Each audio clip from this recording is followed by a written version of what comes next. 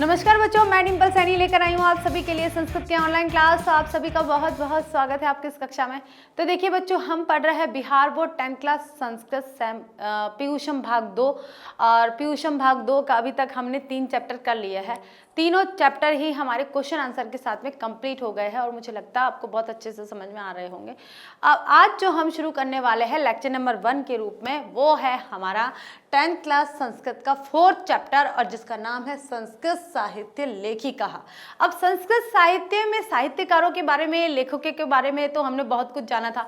लेखिकाएं भी ऐसी है, यानी कि स्त्री संस्कृत शिक्षण करने वाली महिलाएं भी ऐसी है जिन्होंने अपना अद्भुत पराक्रम, अद्भुत शौर्य, यहाँ पे अद्भुत जो प्रसार है वो यहाँ पर दिखाया है। ठीक है, यानी कि यहाँ पर स्त्रियों का भी पूर्ण सहयोग है, पुरुषों की भांति ही स्त्रियों का भी पूर्ण सहयोग है संस्कृत साहित्य को उच्च स्थान प्राप्त करवाने में। यानी कि स्त्रियों ने भी कई तरह की ऐसी रचनाओं को, इतनी रचनाओं को यहाँ पर लिखा है। ठीक है, तो संस्कृत साहित्य में आप देखेंगे कि आधुनिक भारत की बात करेंगे, आधुनिक समय की बात करेंगे तो पंडिता रमाबाई का नाम भी इसमें आता है, जिन्होंने संस्कृत साहित्य का इतिहास लिखा। संस्कृत शिक्षा को उन्होंने प्रेरित किया है, लोगों को संस्कृत पढ़ने के लिए प्रेरित किया है। तो इस चीज को लेकर संस्कृत की शिक्षा के लिए कई ऐसी विदुषियों का, कई विद्वानों का हाथ है जिसमें संस्कृत साहित्य को या संस्कृत शिक्षा को आगे बढ़ाने का कार्य किया गया है।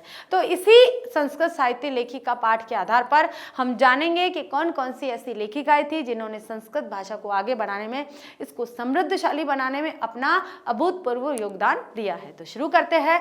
देखिए, सबसे पहले मैं आपको बताना चाहूंगी कि हम जिस तरीके से ये चैप्टर पढ़ेंगे वो तरीका ये होगा कि सबसे पहले हम इस पूरे चैप्टर का वाचन करेंगे, यानी कि इसको पूरे को अच्छी तरह से संस्कृत भाषा में पूर्ण रूप से पढ़ेंगे। और मैं जैसे पढ़ती हूँ, मेरे द्वारा जैसे पढ़ा जाता है उसका आप अनुकरण वाचन करेंगे। अनुकरण वाचन समझते हैं आप सभी, यानी कि मैंने जो पढ़ा है उसको आप दोहराएंगे। अनुकरण वाचन क्या होता है? दोहराना।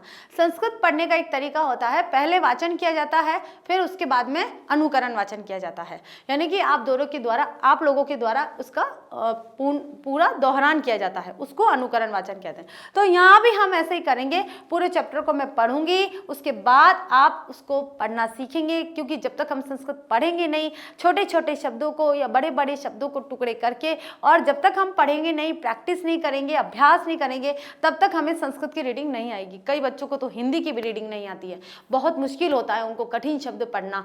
दुर्भिक्ष शब्द आ गया है या अंतर्राष्ट्रीय शब्द आ गया है, तो कई बच्चे हैं ना ऐसे र रेफ की मात्रा, र पदेन की मात्रा, आधे व्यंजन जो लिखे जाते हैं उनमें बच्चे बहुत कंफ्यूज हो जाते हैं कि ये कैसे पढ़ा जाए। बड़ी क्लास के बच्चे भी आज भी कई बार हम देखते हैं तो बड़ी क्लास के जो बच्चे होते हैं वो भी पढ़ने में थोड़े कमजोर होते हैं। तो जब आपको हिंदी रीडिंग नहीं आ रही है तो आप संस्कृत की रीडिंग कैसे करेंगे जब तक आप प्रैक्टिस नहीं करेंगे? और ये हिंदी रीडिंग भी ना आने का कारण क्या है कि आप वाचन नहीं करते हो, आप रीडिंग नहीं करते हो। जब तक आप रीडिंग नहीं करोगे तब तक आप नहीं सफल हो सकते हो। इसलिए प्रैक्टिस करते रहो, अनवरत अभ्यास करते रहो। आपका अभ्यास हमेशा जारी रहना चाहिए। ठीक है, तो शुरू करते हैं हमारा लेक्चर नंबर 1।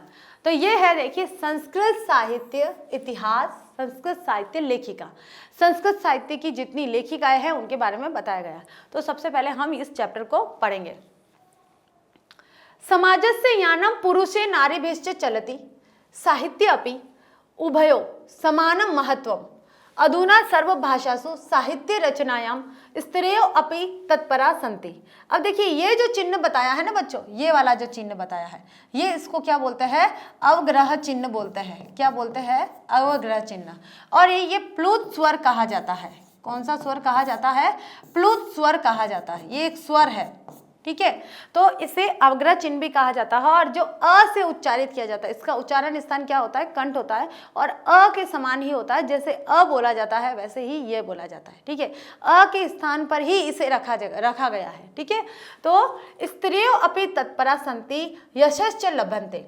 संस्कृत साहित्य प्राचीन कालादेव साहित्य समृद्धो योगदानम नूननाधिकम प्राप्यते। पाठे अस्मिन्नति प्रसिद्धानां लेखिकानामेव चर्चा वर्तते येन साहित्य निधि पूरणे तासां योगदानम ज्ञायते।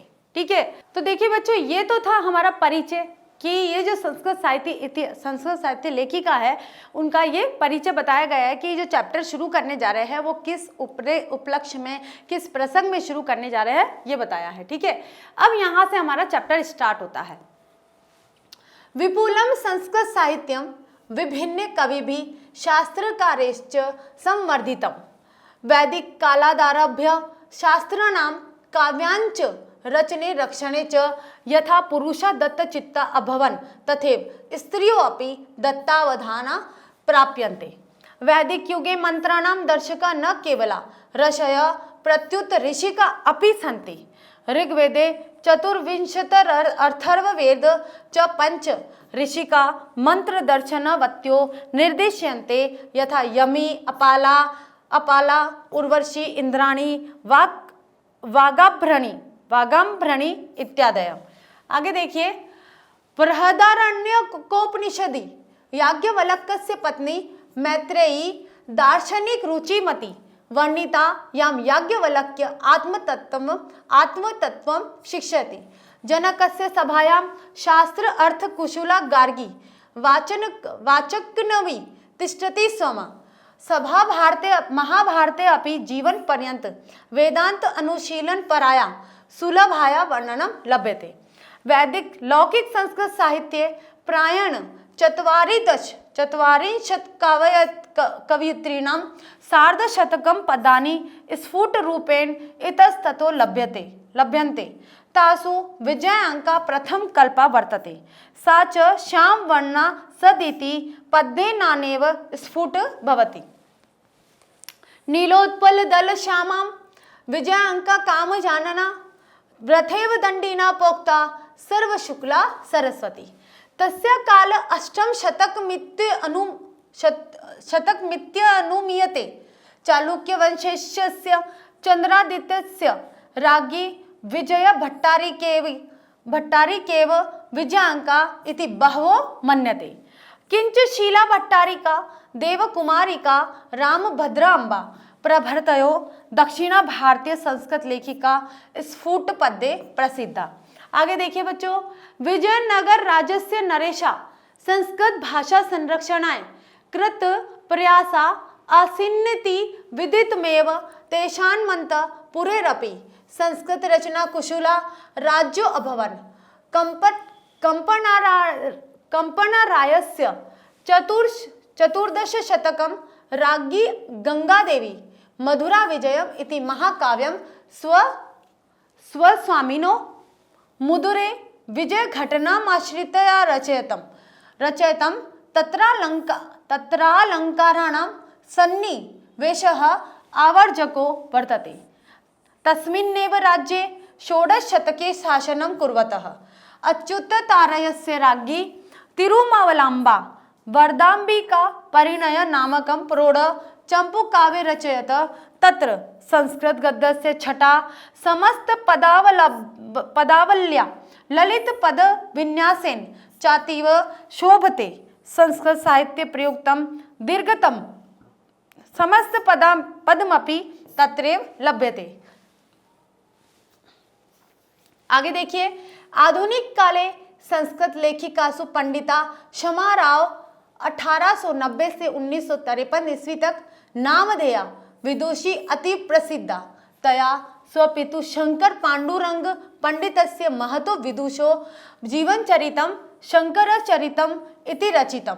गांधी दर्शनं प्रभाविता सा सत्याग्रह गीता, मीरा लहरी कथा मुक्तावली, विचित्र परिषद धात्रा, ग्राम ज्योति इत्यादीनाम् अनेकान् गद्य पद्य ग्रंथान् प्रणीतवती।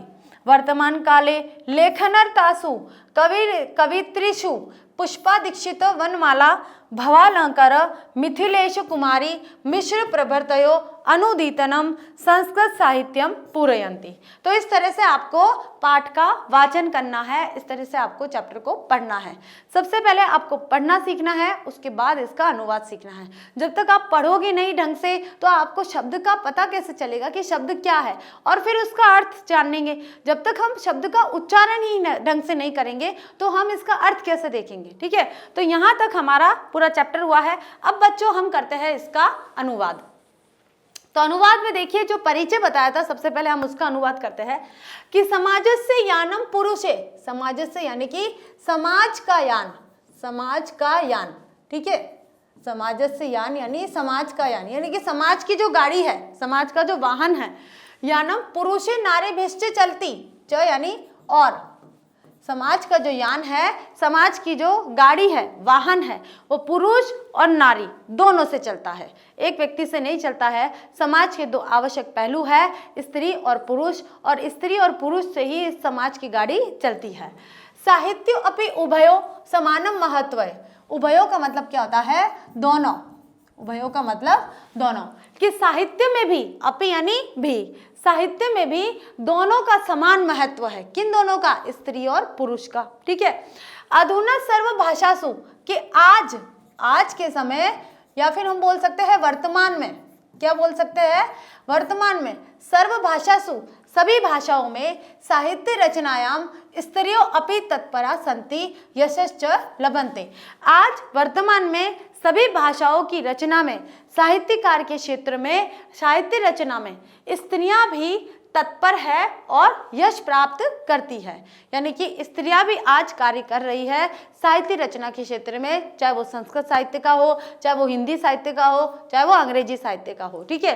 तीनों ही भाषाओं का, और भी अनेक भाषाएं हैं, उनमें साहित्य रचना में पुरुषों के समान ही स्त्रियां भी आज इसमें इंटरेस्ट ले रही है, रुचि ले रही है और साहित्य की रचना कर रही है। अब देखिए हम इसका अनुवाद करते हैं। वैसे तो हमने अनुवाद कर लिया है शब्दों के माध्यम से, कि समाज की गाड़ी पुरुषों और स्त्रियों के द्वारा चलती है, साहित्य में भी दोनों का समान महत्व है। आजकल सभी भाषाओं की साहित्य रचना में स्त्रियां भी तत्पर है और यश भी प्राप्त कर रही है। समझ में आया सभी को इतना? आगे चलते बच्चों, कि संस्कृत साहित्य प्राचीन कालादेव साहित्य समृद्ध योगदानम न्यूनाधिकम प्राप्यते, कि संस्कृत साहित्य में प्राचीन काल से ही, प्राचीन कालादेव, प्राचीन काल से ही, क्या आएगा यहाँ पर? प्राचीन काल से ही। ठीक है। कि संस्कृत साहित्य में प्राचीन काल से ही ये जो साहित्य है इसको समृद्ध करने में बहुत अधिक सभी का योगदान, दोनों का, न्यूनाधिक यानी कि दोनों का योगदान है। ठीक है। कम नहीं है, दोनों का भी योगदान एक दूसरे से। न्यूनाधिक मतलब कि कम या अधिक। ठीक है। न्यून यानी कम, न्यून यानी कम, और अधिक यानी अधिक। ठीक है। प्राप्यते यानी कि योगदान कम अधिक के रूप में प्राप्त होता है। पाठे अस्मिन्, इस पाठ में उन्नति प्रसिद्धा नाम लेखिका नामेव चर्चा वर्तते, येन साहित्य निधि पूर्ण तासाम योगदानम ज्ञायते, कि इस पाठ में अति प्रसिद्ध उन्नति, अन्नति यानी कि और अति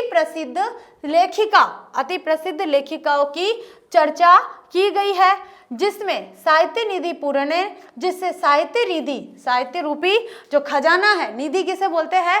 खजाने को बोलते हैं। निधि का मतलब क्या होता है? धन संपत्ति, धन संपत्ति को निधि बोलते हैं। कि साहित्य निधि यानी कि इस खजाने को भरने में तासाम, उनका, तासाम यानी उनका कौन? स्त्रीलिंग, स्त्रीलिंग के लिए कहा गया है। तासाम योगदानम ज्ञायेत, कि उनके योगदान के बारे में जानकारी होती है, कि साहित्य की रचना में, साहित्य का खजाना बनने में महिलाओं की भी कितना योगदान है, ये इसमें बताया गया है। समझ में आया सभी को?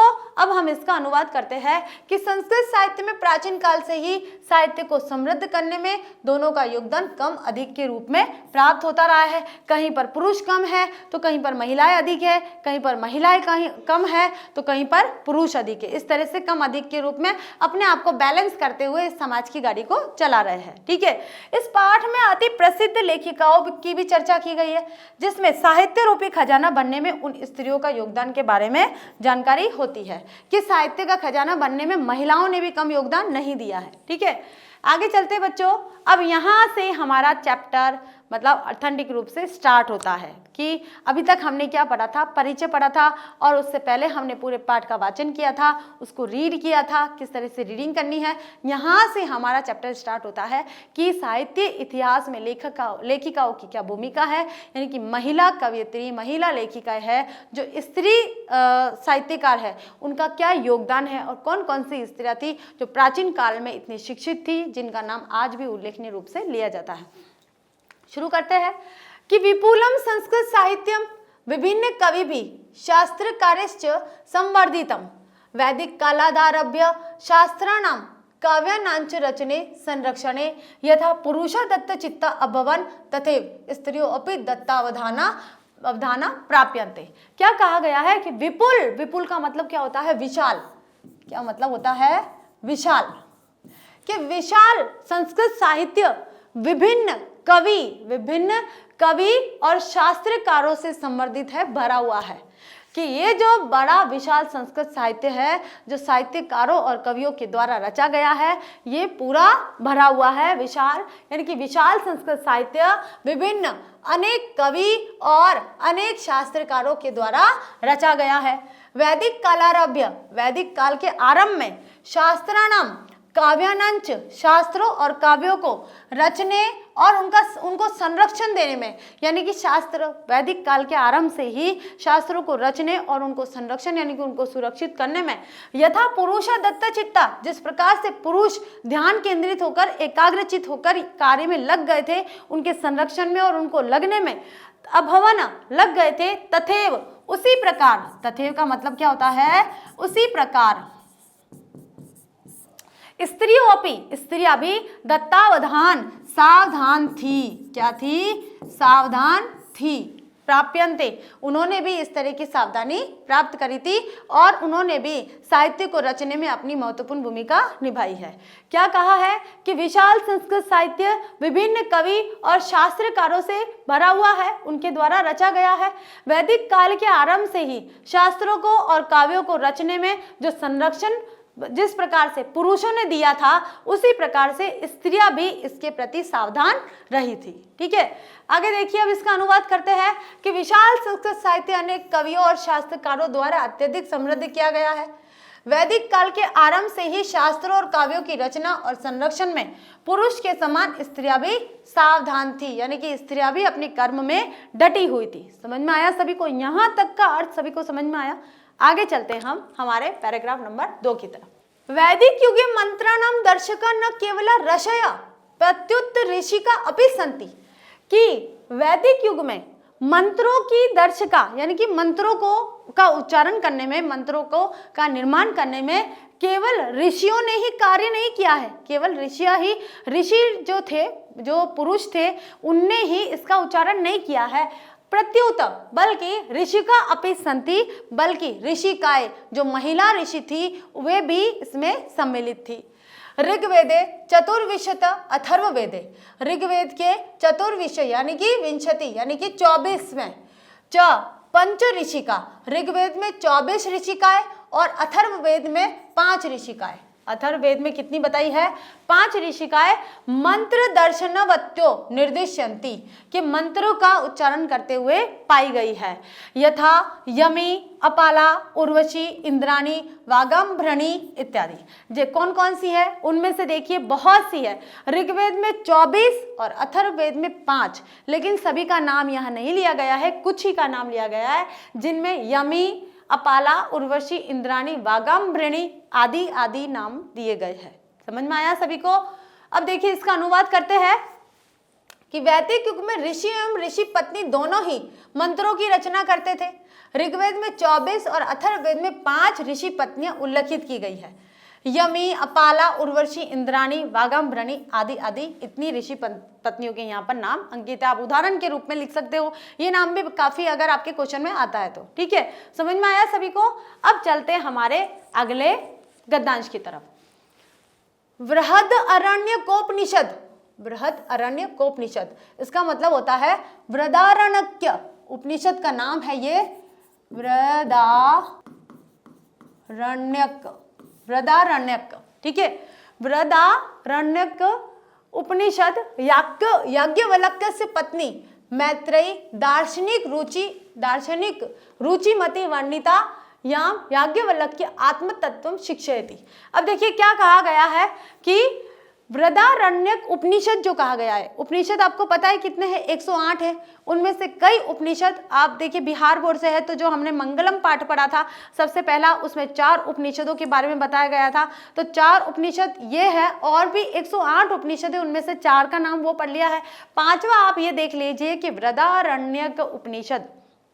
तो बृहदारण्यक उपनिषद में याज्ञवल्क्य की जो पत्नी थी मैत्रेयी, उन्होंने दार्शनिक रूप से उन्होंने दार्शनिक रूप से इसमें वर्णित किया गया है, दार्शनिक रूप से उसमें वर्णित है। इस उपनिषद के अंतर्गत मैत्रेय याज्ञवल्क्य की जो पत्नी थी मैत्रेय, उनका वर्णन इस उपनिषद में दार्शनिक रूप से किया गया है। याज्ञवल्क्य से आत्म तत्वम शिक्षयति। याम, याम मतलब कि जिन्हें, याम मतलब जिन्हें, जिसे, किसे, मैत्रेय को याज्ञवल्क्य ने आत्म तत्व की शिक्षा दी थी। क्या दी थी? आत्म तत्व की, कि आत्म तत्व क्या है, आत्मा क्या है, आत्मा के बारे में बताया था। तो ये किसने बताया था? उनके पति याज्ञवल्क्य ने। याज्ञवल्क्य की पत्नी का नाम क्या था? मैत्रेय। आपके बहुविकल्पिक प्रश्न में ये आ सकता है कि याज्ञवल्क्य की पत्नी का नाम क्या था? मैत्रेय था। और उन्हें कौन से तत्व की शिक्षा दी थी? आत्म तत्व की शिक्षा दी थी। ठीक है, तो आत्मा के तत्व के बारे में बताया था कि आत्मा क्या है, इसका क्या रोल होता है, ये कहाँ रहती है, ये शरीर से बाहर जाने के बाद इसका क्या होता है, ये सारी चीजें उसके अंतर्गत बताई गई है। जनकस्य सभायां शास्त्रार्थ कुशला गार्गी वाचनक्की तिष्ठति स्म। जनक कौन थे? जनक सीता जी के पिताजी थे। तो सीता जी के पिताजी जनक की सभा में गार्गी वाक शास्त्र कुशलता में, यानी कि शास्त्रार्थ करने के लिए वहां स्थापित थी, यानी कि विदुषी के नाम पर रहती थी। कौन? जनकस्य सभायाम, यानी कि जनक की सभा में शास्त्रार्थ कुशल, शास्त्रार्थ में कुशल गार्गी वाचनकी, वाचनकी का मतलब होता है विदुषी तिष्ठति स्म, वहां रहती थी। महाभारते अपि, महाभारत में भी जीवन पर्यंत वेदांत अनुशीलन पराया सुलभाया वर्णनम लभ्यते, कि महाभारत में भी जीवन पर्यंत वेदांत का अध्ययन में स्त्रियां रही हैं। ठीक है, अनुशीलन, वेदांत के अध्ययन में, वेदांत के अध्ययन में सुलभाया, अनुशीलन मतलब कि लगातार कोई न कोई महिलाएं अवश्य रही है। ठीक है, क्या कहा गया है? अब देखिए हम इसका अनुवाद करते हैं। तो अनुवाद है हमारा कि बृहदारण्यक उपनिषद में याज्ञवल्क्य की पत्नी मैत्रेय दार्शनिक रूप से वर्णित की गई है, जिनको याज्ञवल्क्य जिन्हें आत्म तत्व की शिक्षा देते हैं। ठीक है, जनक की सभा में शास्त्रार्थ कुशल गार्गी नामक विदुषी रहती थी। गार्गी का नाम सभी जानते होंगे, बहुत बच्चे जानते होंगे। गार्गी एक बहुत ही इंटेलिजेंट महिला थी और वो जनक की सभा में, यानी कि रामायण काल में जनक की सभा में एक विदुषी के रूप में उनकी सभा में दरबारियों के बीच में जो भी मंत्री थे उनके बीच में वह रहती थी। महाभारत में भी जीवन पर्यंत वेदांत अध्ययन में स्त्रियां लगी रही थी और यह बात आसानी से वर्णन में मिलती है। आगे देखिए बच्चों, लौकिक संस्कृत साहित्य प्रायण 4 शतक कवयित्री की सार्धशतम पदानि स्फुट रूपेण इतस्ततो लभ्यन्ते, तासु विजयांका प्रथम कल्पा वर्तते, सा च श्याम वर्णा सदिति पद्ये नानेन स्फुटवती सुलभाया वर्णनम लभ्यते। अब देखिए क्या कहा गया है कि लौकिक संस्कृत साहित्य में प्राय 4 कवित्रिना, यानी कि 40 कवियत्रियों का, 40 कवियत्री कितने होते हैं? 40 कवित्रिणाम सार्धशतम पदानी, यानी कि सार्धशतम का मतलब क्या होता है? 150। सार्ध यानी कि आधा, सार्ध का मतलब क्या होता है? आधा, शतम यानी 100। अब 100 और आधा कितना हो गया? 150। ठीक है, इसे हम ऐसे भी लिख सकते हैं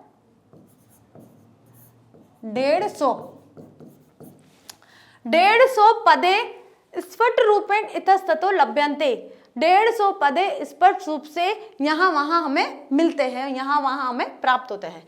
क्या कहा है कि लौकिक संस्कृत साहित्य में प्राय 4 कवित्रीणाम सार्धशतम पदानि स्फुट रूपेण इतस्ततो लभ्यन्ते, यानी कि इस लौकिक साहित्य में प्राय 40 कवियत्रियों का वर्णन मिलता है जिन्होंने 150 पदों की रचना की है और वो इधर उधर हमें प्राप्त हो जाते हैं। ठीक है, आगे देखिए, तासु यानी कि उनमें, तासु का मतलब क्या होता है?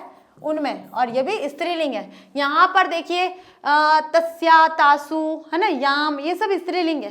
स्त्रीलिंग के लिए बताया गया है। ठीक है, तासु विजयांका प्रथम, उनमें विजयांका प्रथम कल्पा वर्तते, प्रथम कल्प है। उनमें से विजयन का प्रथम कल्प है। साच श्याम वर्णा असदिति, वह श्याम वर्ण की थी, श्याम वर्ण की थी मतलब कि सांवली थी थोड़ी सी, ठीक है। साच और वह श्याम वर्णा सदी थी, यानी कि वह थोड़ी और वह श्याम वर्ण की थी। पद्य नाने स्फुटवती, और श्याम वर्ण की थी, और यह इस पद में स्पष्ट होता है, किसमें, सुलभाया वर्णनम लभ्यते, इस पद में स्पष्ट होता है कि वह श्याम वर्ण की थी। कौन सा पद है देखिए, सबसे पहले हम इसका अनुवाद कर लेते हैं कि लौकिक संस्कृत साहित्य में प्राय 40 कवित्रों का 150 पदें स्पष्ट रूप से जहां तहां प्राप्त होती है, और उनमें विजयांकका का प्रथम कल्प है, और यह श्याम वर्ण की थी। यह इस पद से स्पष्ट होता है। कौन से पद से, देखिए इस पद से स्पष्ट होता है यहाँ से कि जो विजयांकका थी प्रथम कल्प के रूप में प्राप्त हुई थी, और वह श्याम वर्ण की थी। और यह कैसे पता चलता है, इस श्लोक के माध्यम से पता चलता है। तो श्लोक क्या है, नीलोत्पललद श्यामा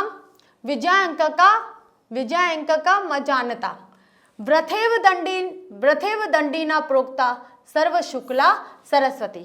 क्या कहा गया है कि नीले कमल के समान, नीलोत्पल दल श्यामा, नीले कमल के समान श्याम वर्ण की विजयांकका मजानता, यानी कि विजयांकका को न जानते हुए व्रथेव दंडिता प्रोक्ता सरस्वती को, सर्व शुक्ला सरस्वती, कि सरस्वती को सर्व शुक्ला दंडी द्वारा व्यर्थ ही कहा गया है।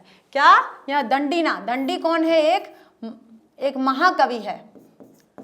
दंडी कौन है, महाकवि, कि दंडी द्वारा कहा गया है कि सर्व शुक्ला सरस्वती, कि सरस्वती, ये एक सरस्वती का रूप कही गई है। कौन, विजयांकका। विजयांकका एक इतनी विदुषी नारी थी कि जिसको सरस्वती की उपमा दी गई है। सरस्वती का आभूषण कही गई है, सरस्वती का जो आभूषण है उसके गले में विद्यमान था, इतनी ज्ञानी थी। सरस्वती का आशीर्वाद कही गई है, लेकिन वह कैसी थी, श्याम वर्ण की थी। ठीक है, समझ में आया सभी को, आगे चलते हैं। तस्य काल अष्टम शतक मित्य अनुमीयते चालुक्य वंशस्य चंद्रादित्यस्य राज्ञी विजय भट्टारिकेव विजयांकका इति मन्यते। अब क्या कहा गया है कि उनका समय, तस्य यानी उनका, काल यानी समय, उनका जो समय है अष्टम शतक, क्या कहा गया है, अष्टम शतक मित्य अनुमीयते, आठवीं शतक यानी शताब्दी, शतकम अत्यम अनुमीयते। अनुमीयते का मतलब क्या होता है, अनुमान लगाना या अनुमान करना। कि अनुमान किया गया है कि उनका जो समय था वो 8वीं शताब्दी के आसपास था। अब देखिए 8वीं शताब्दी कितनी दूर है, अभी कौन सी शताब्दी चल रही है, 2021वीं ये शताब्दी चल रही है, यानी कि 2023 का समय चल रहा है, 21वीं शताब्दी बोलेंगे इसको। तो 2023 का समय चल रहा है, तो हम कहेंगे कि ये इनका जो समय था जो 8वीं शताब्दी था। अब सोचिए 8वीं शताब्दी कितनी पहले थी, तो उस समय भी संस्कृत साहित्य का इतिहास बहुत ज़्यादा गहरा था। संस्कृत साहित्य में जो लिखे गए पद थे, कवि, जो जितने भी श्लोक थे, जितने भी सुभाषितानी थी, ये सारी की सारी मुझे लगता है कि उसी समय की थी, उसी समय लिखी गई होगी। ठीक है, तो क्या कहा गया है कि उनका समय 8वीं शताब्दी अनुमान माना जाता है।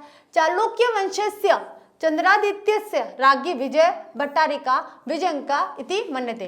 कि चालुक्य वंश के जो राजा थे जिनका नाम था चंद्रादित्य, उनकी रानी, उसका नाम क्या था, विजय भट्टारिके, उसी को विजयांकका माना गया है। ऐसा माना गया है कि चालुक्य वंश के जो राजा थे चंद्रादित्य, उनकी पत्नी थी विजय भट्टारिका, उन्हीं को विजयांकका माना गया है।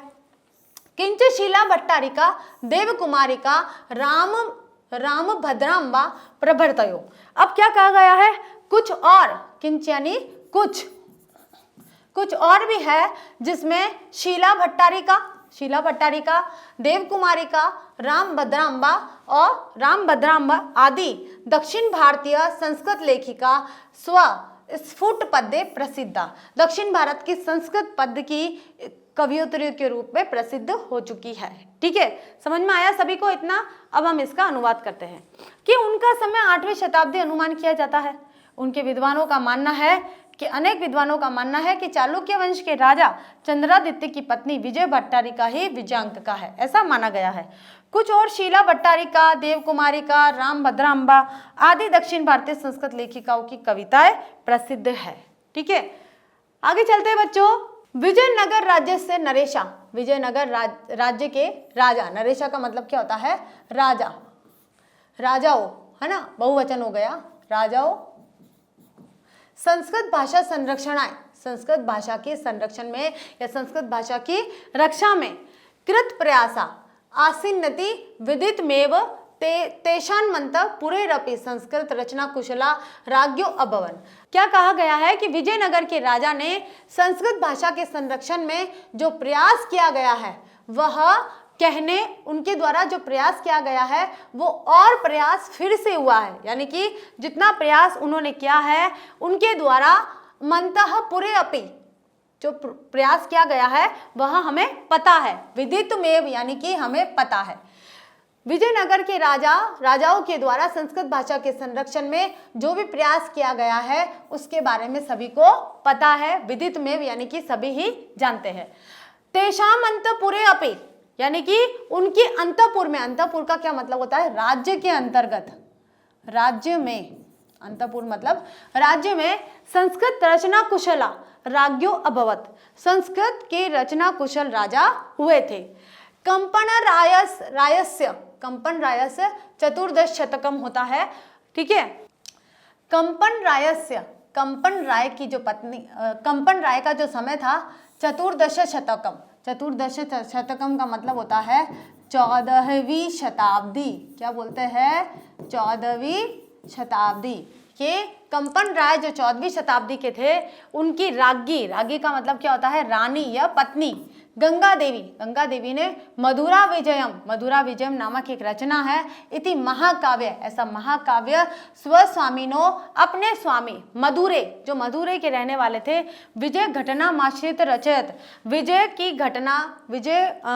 घटना के आश्रय की रचना की है। ठीक है, क्या कहा गया है कि कंपन राय जो 14वीं शताब्दी के थे, उनकी पत्नी गंगा देवी ने मधुरा विजयम ऐसा महाकाव्य रचा है, उन्होंने स्वयं रचा है। और मधुरे विजय घटनामाश्रित रचयत, और अपने स्वामी विजय घटनामाश्रित यानी विजय घटना के आश्रय में रचना की है।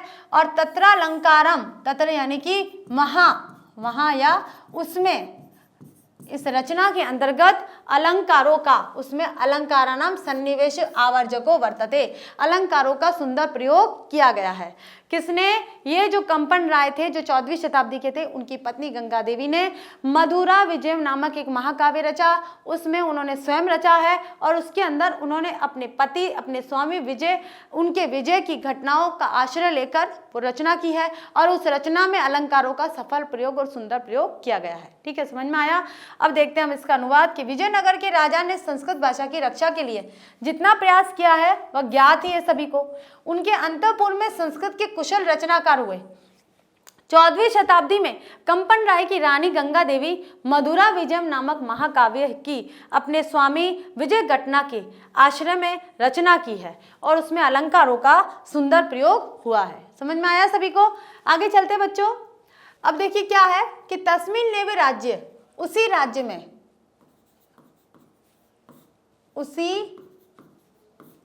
में, तस्मिन नेव राज्य, उसी राज्य में षोडश शतक यानी कि 16वीं शताब्दी,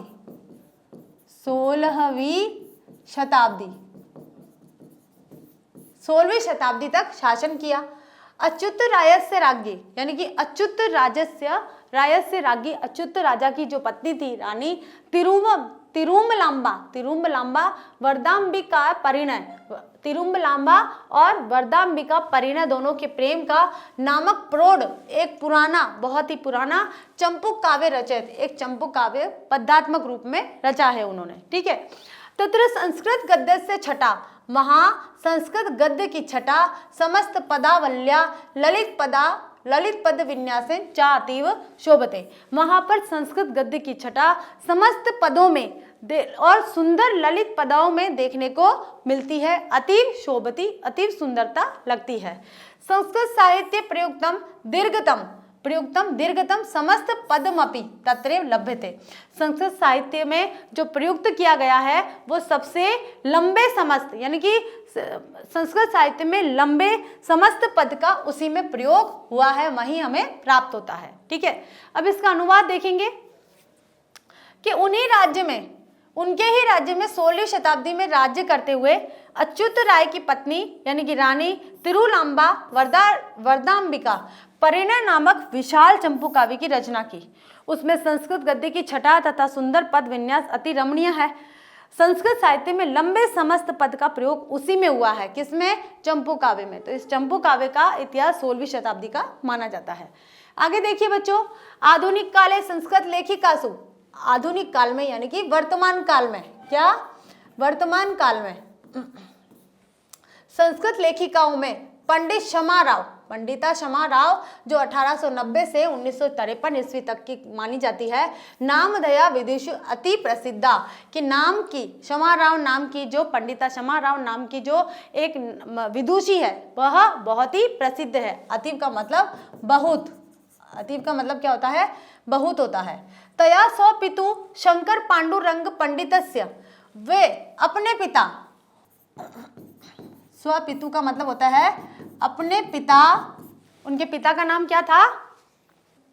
शंकर पांडुरंग, क्या था? शंकर पांडुरंग पंडितस्य, शंकर पांडुरंग पंडित की महतो की मतलब क्या होता है? महान विदुषो यानी कि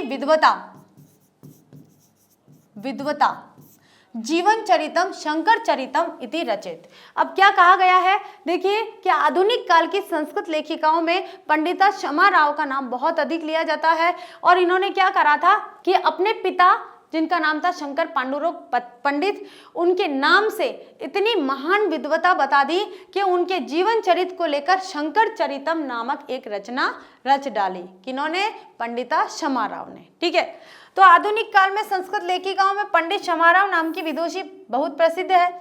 उन्होंने अपने पिता पंडित शंकर पांडुरंग की महान विद्वता जीवन चरित्र पर शंकर चरितम की रचना कर दी है। अपने पिता के जीवन चरित्र को उन्होंने बता दिया है। ठीक है, आगे देखिए बच्चों, गांधी दर्शनम प्रभाविता, गांधी दर्शन से प्रभावित होकर वह सत्याग्रहत्या यानी कि सत्याग्रह में मीरा लहरी, कथा मुक्तावली, विचित्र परिषद तात्रा, ग्राम ज्योति इत्यादिनम अनेकान पद ग्रंथान प्रणीतवती।